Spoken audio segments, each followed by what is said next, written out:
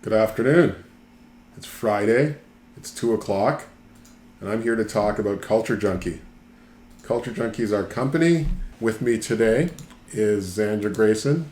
Zandra is the creative director, and she's really the brains behind a lot of the stuff we do. Zandra's really sharp and has a lot of talent. Oh, thanks. Things That's that- nice. Thank you. I appreciate being a part of a team that appreciates our particular assets that we bring to the table. Yeah, our aesthetic, and our sense of humor. I think. Well, there's a lot of that too. So I'm the not only the creative director, I guess I would say the technical director too. So I'll be clicking away here, sending us to look at different elements of our journey. I guess technically you will be clicking away. Yes, I technically will. So anyway, to talk about Culture Junkie and who we are and what we are, I have to speak about how we got here. I had another business. I still have another business, and it was called Tap to Tag. When we had a fabulous product. A product where anytime anyone saw it, it was a technology product. The guy would say, "Wow, that's great. How come I've never heard of this?" Yeah. And I thought, wow, you know what? The reason you never heard of it is because we're new and we're excited, but you're going to hear about it. You're going to see this stuff everywhere. It's going to be great. It's going to be fabulous. So we thought it would sell itself. My business partner at the time and I would look at it and we thought, wow, this thing is great. Everyone's going to want to have it. And, one of these days we're just going to find the right distributor or the right partner, and it's going to be everywhere. Our product's going to be ubiquitous. So we bashed away at it for about a year, 18 months. We had the medical alert devices, and people were astounded whenever they saw it. Mm-hmm. But nothing. We were struggling. We were to get sales. We were struggling to get any kind of interest. And, not being stubborn, we thought, maybe we're not doing these things correctly. And so we arranged for a sit down, so to speak, with a marketing agency.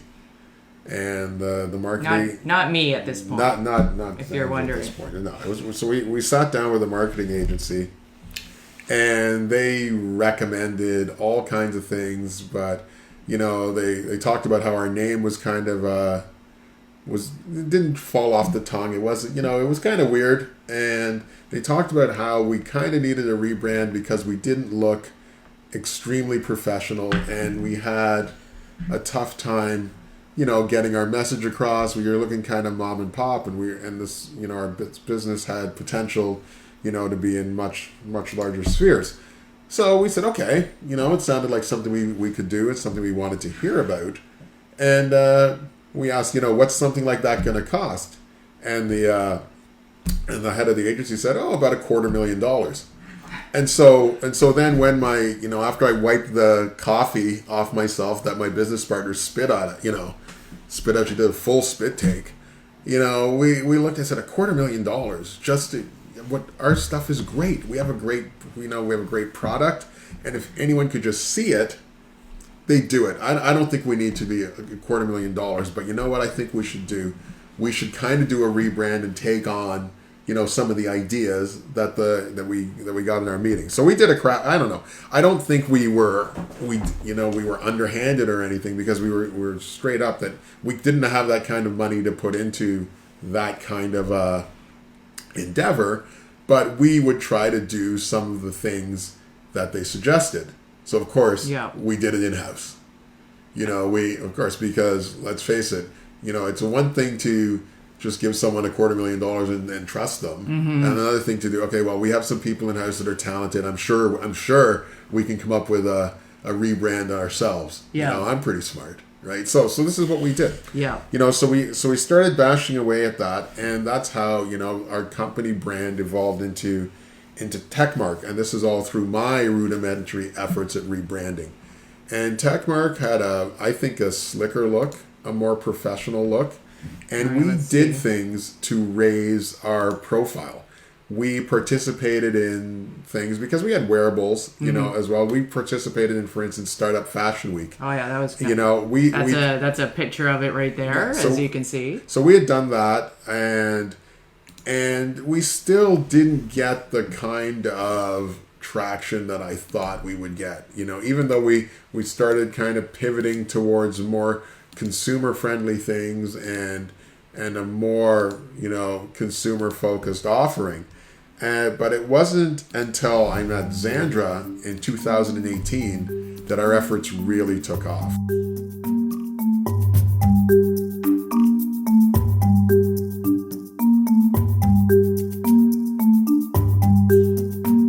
Oh, here's a picture of CES. Sure, we were at the Consumer Electronics Show, and you know, The booth there. yeah, you know, we had an actual product with actual, you know, an actual packaging in an actual market, and people were still like, "Is this real? Yeah. When are you coming to market? Where can I get this?" And then I show it, and they go, "Wow, this is great. How come I've never heard of this?" So even with taking those efforts, you know, going to, and that was some undertaking. I think the startup going all the way. I think that week cost us probably something around, I don't know. I think it was like $50,000 to be there for that week. So it's CES, you mean? CES, yeah. You know, you got to fly all the way down to Las Vegas. Sure, and you know, we had to have our, you know, some people in our staff there, and it was a lot of work. It was exhausting, and in the grand scheme of things, business is. Yeah, and in the grand scheme of things, I to this day I'm not sure we got our money's worth. Right. From the 2 or 3 years we were there. You know, a big part of it was that your product already functioned. You know, your product already, it wasn't just a concept. And so many of the products at CES are vaporware or conceptual. So it's kind of like Kickstarter. We're just starting up. And you guys were already, people were amazed. Yeah. So when I met Xandra, she had, you know, it was by chance. We met at a birthday party, and I said, "So what do you do?" And she was saying, you know, what marketing. do I do? What do I do? What don't I do? Yeah. I'm in marketing, and I'm in advertising, and I bring all of these skills, you know, to bear on, you know, the kind of thing you're trying to do. And I go, really? Skills, you say? So I said, you know, and I spoke to you about our efforts on, you know, at Startup Fashion Week, and we came up with a plan for, I think it was, which one was that? Was that 2018 or late 2018? Well, yeah, 2018, and then we went 2019 to Montreal. That was the 2019. Was that early 2000? That was the summer of 2019. Wasn't that COVID? No, COVID's 2020. Oh, right. Anyway. I know, it's hard. Right. So, okay. So, yeah. And so we planned to evolve kind of our offering, and we did that in 2019, you know, and I think our 2019 efforts were way better. I mean, the video we took there. Should I play the video? Sure, you can play the video. All right. Thanks. Want to shout out to our followers and watchers right now. Bruce Grayson, thanks for showing up, and thanks for the technical help there. I appreciate it. And we'll just play this video from Fashion Week 2019. Get it in there. That's so cool. Hopefully it's not too loud, but yeah, this is. Okay. Yeah, and you know, it looks like any other video, but you know, with our logo in the back there. But we're walking out, you know, we're in front of a half decent sized audience. So cool. We got secondary coverage, you know, through the press. Yeah. We got secondary coverage through other, you know, cross promoted, you know, by other companies who were at the events. And you know, we were exposed to a whole new audience. Yeah, and that's everybody just showing the actual product, what it does, how it works at the event. Can you imagine instead of having all this stuff it was in just here? very successful because it was a very successful event because we got to show people. Not just not just tell or have a static display of something. We got to where you got to show things working in the wild to people who were interested in it, and anyway. But the thing about it, the lessons that I learned was that it doesn't matter how great your product is. It doesn't matter how wonderful your service is or what a great communicator you are, unless you can, put money into a proper marketing plan and budget, you're not going to go anywhere. And, I came to that, I don't think I came to it stubbornly. I always knew that, that people didn't advertise for a joke or whatever. It wasn't just, smoke and mirrors, but it just seemed to be the kind of thing that a company, like I think we said 7 or 8 people, all with, really talented. And I thought it would be something that we could do ourselves. Yeah. That we'd be able to put forward our vision and, and have that be accepted by the public. Well, as you know now, I think that's a whole other job, because your people are trying to do their jobs. They're Right. trying to be the technical director. They're trying to be whatever Vince did. They're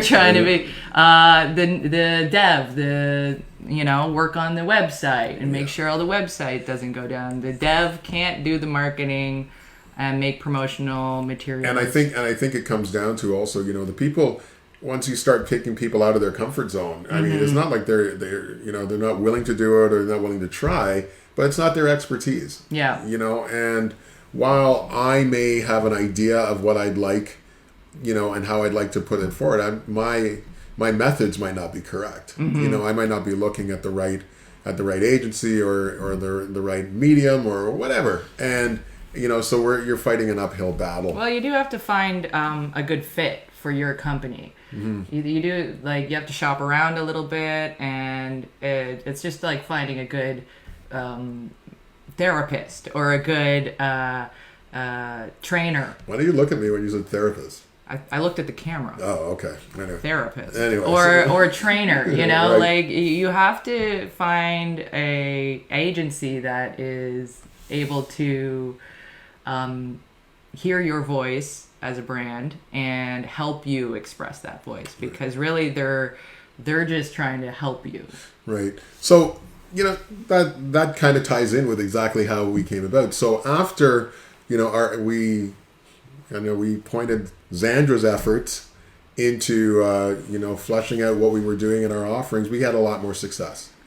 We had a lot more uptake, and we had a lot more opportunities. And people are always saying, how much did you spend and what did you get? That's so cool. And I'm sure I could look it up, but I can tell you off the top of my head, we did way better. Yeah. After, we focused. Company does. Yeah, it was just better focus, better, and a plan, and the look and feel, and suddenly, and we always think it's overnight. It was an overnight Yeah, success. it was. And then 2 days later, 6 months. 6 months of bashing away at it, and we saw some obvious success. And on top of that, I kept talking about it. I would speak about marketing to anyone I met. Well, you were excited because I rolled up and I was like, this is a superpower that businesses aren't necessarily engaging in. For example, I just offhandedly talked about Fire Festival, which we all may remember. If you don't know what Fire Festival is, it was 2018, right when I met you, and it was I watched it go down in flames on Twitter in real time because I'm in the production industry. So I was able to see everybody talking about the Fire Festival and how they created something out of nothing just based on marketing, and they didn't even have a product, as most vaporware is as well. Right. So now Firefest is coming out with Firefest 2, so they're continuing their ridiculous journey in marketing because that is their product, basically. Their product is creating the hype, creating the excitement around something that ultimately never existed. Yeah, that seeing the video about that fiasco is what really got me to understand the power of marketing.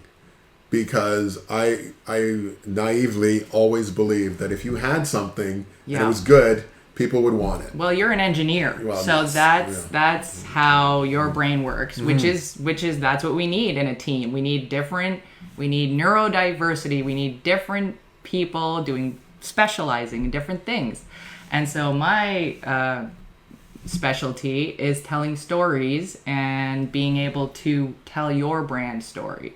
And every brand has its story, whether or not you know what it is yet, but your brand, I think, started with, hey, we have a product that really works, and it's a great product. So as I was telling everyone of the turnaround that we had after embracing social media marketing and being out and about and having a vision and a purpose and all that kind of thing, they said, wow, who did that and what does it cost, and can you help me with it? Because I did, I played, we kind of collaborated on a lot of this stuff. And so as I spoke of it, opportunities presented themselves. People have said, hey, can you help me, with this particular thing? Can you help me get on it? Can you help me with my website? It always starts out as something as simple as that, because how many websites do we have where where they just look like they made them in 1997 and left it there? Most of the websites I go to, I think, quite a which few. is fine, but you need to, just like anything, you need to understand the usability. So just because a website is exciting and flashy doesn't mean it's going to do what you want it to do. Right. And you have to, we're getting off into another topic, Sure. but these are all examples of refining your brand and knowing your voice, because you don't necessarily need a flashy website. You need a website that does what you need it to do for your company. And on top of that, it's important that it ties in with whatever message you're trying to, put out there in the in the new media space. Definitely. Right? We got a lot of opportunity to say, okay, well, we can help you do these things, and we can put it together for you. And this isn't what we do, but I'm sure we can help. So on to Culture Junkie, because well, I guess we'll skip to the part where right. where we started thinking, hey, this is something that we should create. So time out. Am I talking too much about stuff and just rolling on and rattling on about things? You? Yeah. No. Okay. Well, anyway. No, so, I'm just excited to get to the Culture Junkie part. right, so if I'm skipping something, please reel me back in. Reel me back in. So now we're at the part where we talk about how we got to where we are today. Okay. We keep through word of mouth, through online solicitations, people asked us if they could help them with their marketing. And, I'm still doing the, working with Techmark and doing other projects. When I said to Xandra, maybe we should put a team together. For sure. In order to provide this service to, potential clients. And so we did. Yeah. We recruited some of the talented people that we've worked with over the years, and got them to recruit other people, because it's not everyone's full-time job, to work with us, in our media offerings. But some people it is, some people it's not. So we have a large and ever-evolving team. I wouldn't say large, but. It's the great thing about it is that everybody has, again, as I keep going on about, everybody has their expertise. So as a collective, we're able to have people support that. Right. So I think there's a flow of collective people who go through, and so based on the project, we're able to bring in the expertise that we need. Yeah, we have web specialists, we have social media marketing specialists, we have engineers, we have developers, we have whatever it takes to fulfill the project. Yeah. We have access to those resources. And between the two of us, we try to coordinate these things properly, and point the right guns at the right target. Because I know what I'm good at. I'm the filmmaking, the cameras, the audio, the editing, the content creation.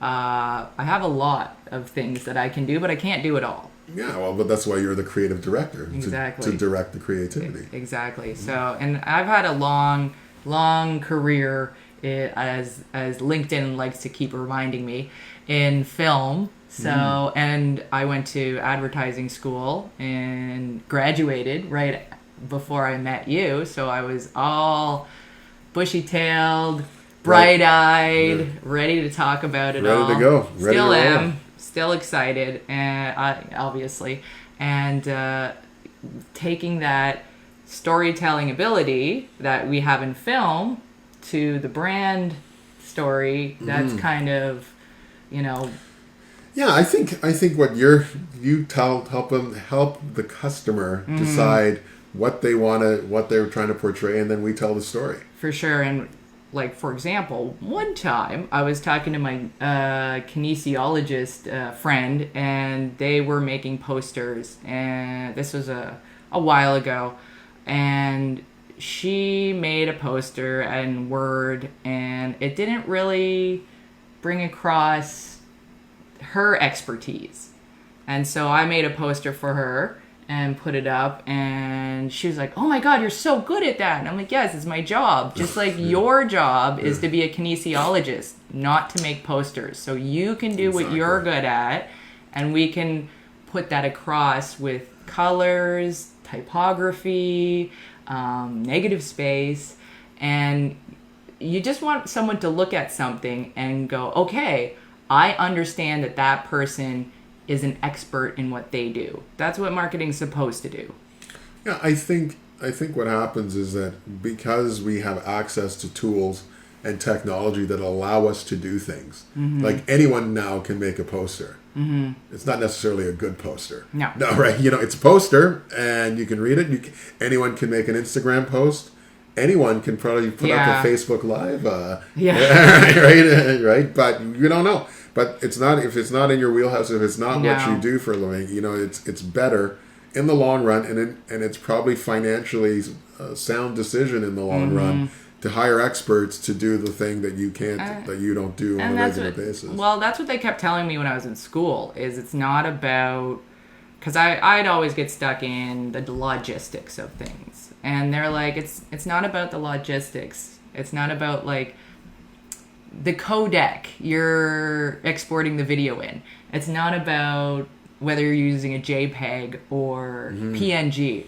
It's about, what is the story you're telling, and what is the story of the brand. Yeah. And that's bigger and more, the strategy that you're putting forth is bigger and more important than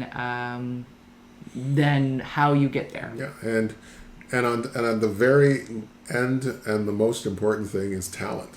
That's not necessarily your talent if you're going to try to make your poster or make your post or come up with a marketing campaign for your fabulous product. For sure. You need to get people who are talented, and you need to let them work, and you'll see the results. So we're looking at 5 more minutes here, so I wanted to talk a little bit about the inspirations for Culture Junkie and our look and feel. I think if we can get that in Go there. Let's see if I can show this without. That's some of the posters. We're big, I would say, fans of comic books, bands, everything media and marketing, right? So that's one, I think, of the inspirations that we hold, and I think we come down to mid-century modern. Yeah, I think our look and feel is kind of a cross section, or the Venn diagram of mid-century modern and the kind of Star Wars junkyard aesthetic. Totally, like a retro futurism. Yeah, retro futurism, for example, like right there. So we love watching Loki. They have a really good aesthetic that I think that we go along with. Andor Andor was at a visual style that we were right into. It's 2001 Space Odyssey. It fits who we are. Yeah, it's kind of the look is a reflection of our taste, obviously, because it's our agency. Mm-hmm. But everyone that we work with, brings a piece of our look to whatever they do. Everyone contributes. We're not a monolith. No. We're a kind of we're a modular entity, and because of that, we get a lot of really cool styles enmeshed with what we're trying to put forward. Yeah, we're trying to bring the legacy of experience into the futurism of technology, because I don't want to say that we can predict the future, but I think with our combined experience, we can definitely see a few things coming down the road that are pretty obvious to us. Yeah, I think we're able to recognize trends. Especially trends across the industries. We specialize in a lot of things in the financial industry. We've got a lot of clients there. And a lot of government stuff as well. But even in the retail end of things, we're really kind of finely tuned in on what's coming. And what the trends are, where we're going. That's mostly down to you. I have to. No, it's not. Like you have, again, you have your wheelhouse, and I have my wheelhouse, and I can see what's coming in the silos that I'm. Whenever I watch anything with politics, you're always like, oh, this is going to happen, and I'm like, I don't know about that, and then 6 months later. It happens. Politics and hockey. Politics and hockey, or most sports, really. Well, let's be honest. This is true. But if it comes down to let's go into the whole Barbie thing. Sure, we got a couple minutes. Yeah, just for example, I was just watching something online going. If I see it 3 times, I go, okay, this is a thing. And if I see it on 3 different platforms, I'm like, okay, here we go. And I saw the affiliates that were going into the Barbie movie. I was like, this is insane. This is going to be huge. And it was. Now I think everybody is tired of talking about Barbie. And they have smartly kind of been like, cool, we're just going to, we'll be back here. We'll see you later. See you at Christmas. Yeah, see you at Christmas, basically. But they're absolutely smart in everything they did. They ramped it up at a very good pace until it came out. It saturated. Everybody was kind of tired of it, and now they've backed off so that they're keeping their brand fresh, even though we've seen it on and on and on. And here we are for Halloween. So. I know everyone on strike has asked everybody not to dress up as Barbie for Halloween, but I think that might be a fight that they are going to lose in this case, because I think it's going to be very popular in that way. Anyway, so this is our last minute.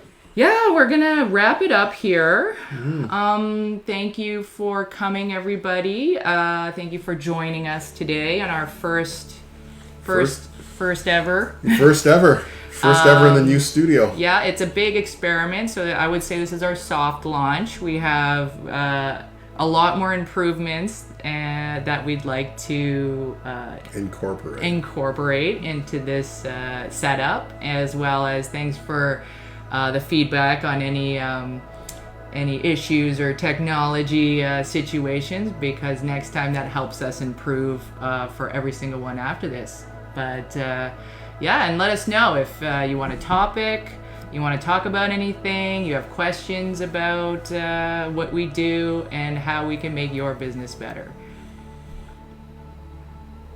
The end, I guess. All right, I will leave it on the thank you. Have a good night, everybody. Thanks for joining us.